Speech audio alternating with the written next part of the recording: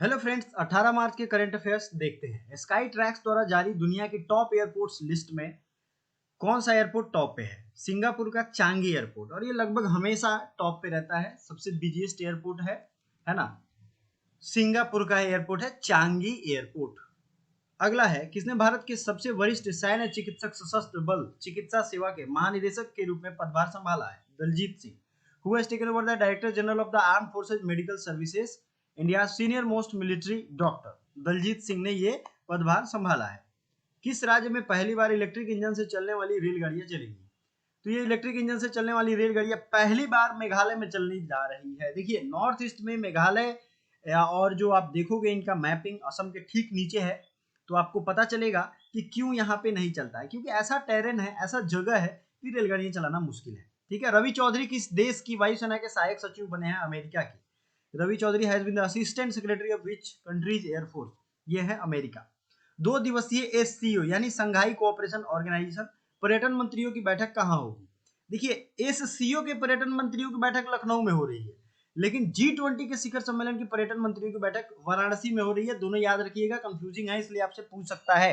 G20 वाला वाराणसी में, SCO यानी संघाई कोऑपरेशन ये लखनऊ में, वो दोनों रहा है यूपी में। समझ में आया? आगे बढ़ते हैं। भारत और किस देश ने नई दिल्ली में जैफरी बाबा प्रदर्शनी का उद्घाटन किया? तो जैफरी बाबा प्रदर्शनी का उद्घाटन भारत और श्रीलंका ने किया है। ठीक है, Geoffrey Bawa exhibition in New Delhi, Sri Lanka के साथ भारत ने मिलकर। अगला क्वेश्चन है, यूक्रेन को मिग 29 विमान देने वाला पहला नाटो सदस्य देश कौन सा बना है?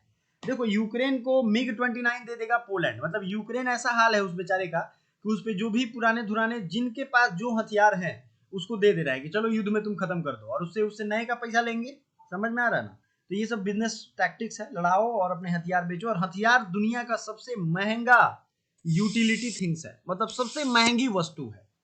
कभी बात करेंगे इस पे अच्छे से। स्टार्टअप 20 इंगेजमेंट ग्रुप की बैठक किस राज्य में आयोजित की जाएगी? सिक्किम। कौन सा देश सबसे कम विकसित देशों की सूची से बाहर हुआ है? तो ये भूटान सबसे कम विकसित देशों से बाहर हो गया है सूची से। भूटान जो था, आपको पता है, हैप्पीनेस इंडेक्स में सबसे ऊपर रहता है। वहां के लोग हैप्पी सबसे ज्यादा रहते हैं, और ये इससे बाहर हो गया है। किसमें? मतलब कम विकसित, लो डेवलप्ड कंट्रीज के लिस्ट से बाहर हो गया है।